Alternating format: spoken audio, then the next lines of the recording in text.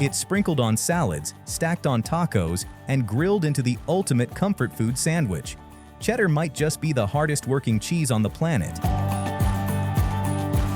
You'll find it as a sharp, crumbly block, a perfectly square Kraft Single, a smooth ribbon of Cheez Whiz, or the tangy orange dust over Doritos. However you slice it, melt it, or spray it, when we zoom in on one of America's favorite flavors, you've got to say cheese. So what happens after a block of cheddar is transformed into those shelf-stable products? How much real cheese is actually left? Let's uncover the science behind the melt. During the early 1900s, before modern refrigeration became widespread, the cheese industry looked nothing like it does today. Cheddar was made in small batches by local farmhouses, formed into large wheels or blocks, and sold at the neighborhood grocer, where a clerk would cut off whatever you wanted. The problem with that was, the moment that wheel was cut, the exposed surface would begin to dry out, harden, and form a thick rind that couldn't be sold. Before the next customer's slice, that hardened edge had to be carved away and thrown out. It was a cycle of constant loss, and most of the cheese produced during this era never made it to anyone's table. By 1903, a Chicago cheese wholesaler named James L. Kraft saw this happening on a massive scale. He figured that if he could reshape those leftovers into a product that stayed soft and safe to eat for much longer, he could make a fortune. So Kraft spends the next several years in full experimental mode, and by 1911, he eventually lands on an obscure technique that most people in the food industry had never heard of at the time: pasteurization. This new technique involved melting the scrap cheddar and other cheeses to exactly 175 degrees Fahrenheit, killing off the bacteria responsible for spoilage, while at the same time continuously stirring the melt for roughly 15 minutes. Then, while the cheese is still hot and fluid, he funnels it directly into jars and tin cans, seals them tight, and sells them to the public under his Elkhorn brand as a new kind of long-lasting cheese product. Later on, to fix the issue of greasy oils from separating out, he incorporates emulsifying salts like sodium phosphate, which pulls the oil back into the mixture, turning it into a smooth and velvety, melt-friendly cheese. Kraft's new cheese product was unlike anything on the market. It had a different texture than traditional cheddar and a shelf life that raw wheels couldn't come close to matching. For the first time, cheese could now be canned, shipped across the country, and stored for months without spoiling. Kraft's process was granted a U.S. patent in 1916, cementing a method that would become the blueprint for industrial American cheese production that still exists today. Now let's see what that process actually looks like, starting with a real block of cheddar and some modern machinery. Making real cheddar cheese all starts at the creamery, where refrigerated tanker trucks arrive carrying cold, fresh whole milk straight from nearby dairy farms. The milk doesn't go straight into production though. A sample is pulled first and tested for bovine antibiotics, fat content, and protein levels, so they know exactly what they're working with. Once it's cleared, the milk enters the separator. Because raw milk fat levels will fluctuate anywhere between 3.7 and 5.1% depending on the cow's breed and diet, the separator eliminates that variable by first stripping the milk down entirely, separating it into 100% skim and 100% cream. Then, it blends the cream back into the skim at a controlled 3.5% for whole milk cheddar. This way, every batch that leaves the separator is chemically identical, regardless of what the cows have been eating. From there, the milk travels through a pasteurizer, where it's quickly heated to 161 degrees Fahrenheit for 15 seconds, then cooled back down.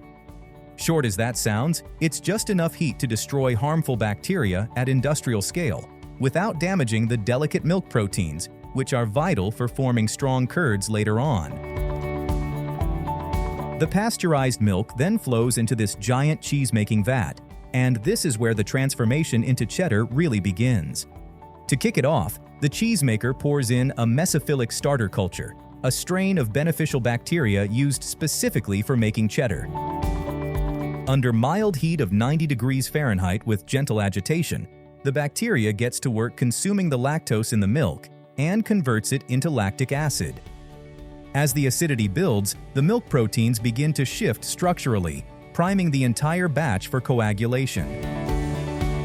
Just before the milk coagulates, though, annatto is stirred in, a natural vegetable dye that gives cheddar its familiar orange color. Then comes rennet, an enzyme derived from the stomach lining of young calves, which triggers the milk to coagulate, and it starts working fast.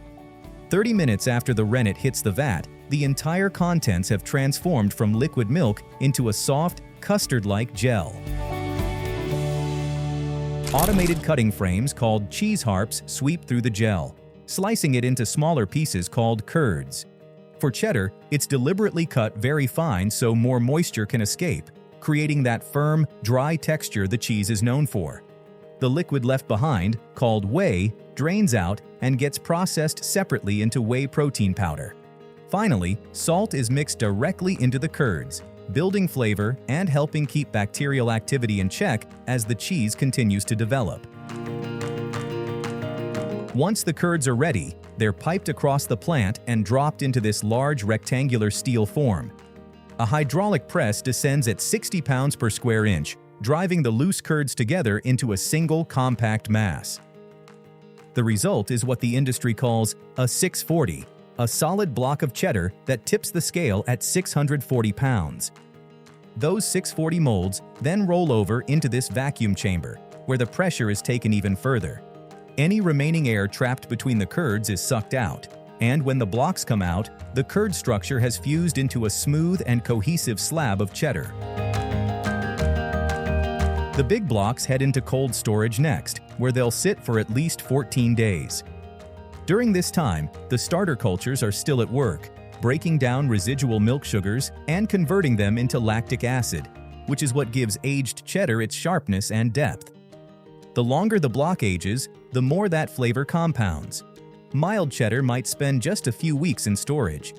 Sharp and extra sharp varieties can age for months, or for some premium cheddars, aged for decades. Once these young cheddar blocks have spent about 2 weeks aging, they're ready to leave cold storage. Some head out as full-size 640 blocks to wholesale customers, who will grind them down for further processing into snacks like Cheez-Its or that iconic orange powder on Doritos. The rest stays on site and are processed right at the facility, where they're cubed, shredded, portioned into bags, before being sealed, boxed, and distributed to grocers across the nation. With our cheddar made and aged, we're ready to move into the world of processed cheese, beginning with the ever-popular Kraft Singles, or American cheese. This is where J.L. Kraft's 1916 idea gets scaled up, and we'll see how that century-old process is carried out today in a modern plant.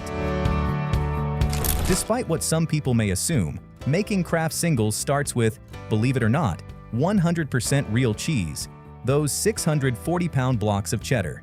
They're first run through this giant slicer called a cheese harp, cutting them down into manageable 40-pound chunks, sized just right for the industrial grinder.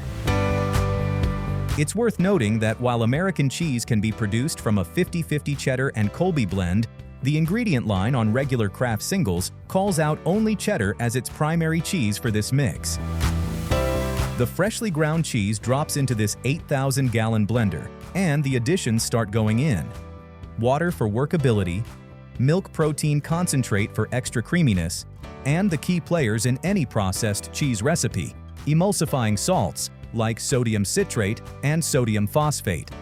These salts will keep the fats and proteins tightly bound so the cheese melts perfectly on the grill, instead of breaking into greasy pools. Once everything is incorporated, the mixture is transferred into the cooker, where it's sterilized at 175 degrees Fahrenheit while being continuously stirred. This combination of churning under sustained heat is what forces the ingredients to fully integrate, making the blend into a dense and cohesive, almost plastic-like mass. It's the same core logic J.L. Kraft used in his kitchen over a century ago: melt, stir, and stabilize. Only now it's driven by industrial machinery. The molten cheese is piped from the cooker onto the SOS, or slice-on-slice machine, which handles every step of converting the liquid mass into individual slices. First, the cheese is dispersed between a pair of chilled rollers that press it into a continuous, even sheet at precisely 2.4 millimeters. That sheet is laid along this stainless steel cooling belt, with refrigerated coolant circulating beneath it, bringing the temperature from 165 down to 50 degrees Fahrenheit over the length of the run. The solidified sheet is then slit lengthwise into parallel ribbons, which are stacked together into a single continuous loaf. A final crosswise cut divides the loaf into 3.5 by 3.5 inch squares.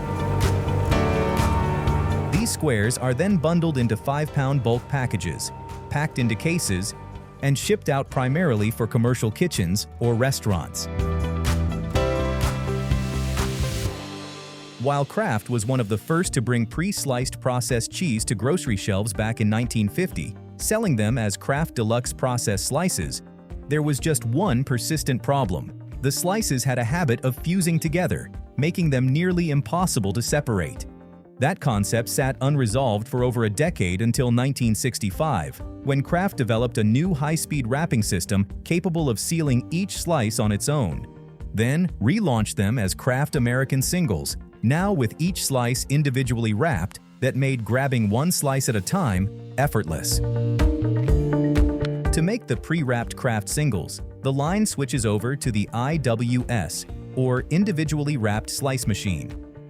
It starts by first forming this long web of polyethylene film into a continuous tube, sealing the edges so it creates a closed plastic sleeve ready to be filled.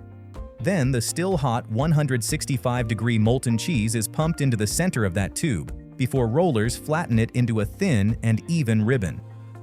Servo-driven rotary heat bars crimp and seal the film at regular intervals, squeezing the cheese out of the seal line and into neat pockets that will become each slice.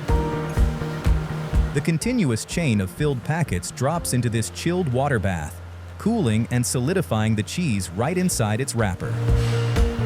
Once they're firm, the machine cuts the chain into individually wrapped slices, stacks them, typically in groups like 24, and sends those stacks down the line.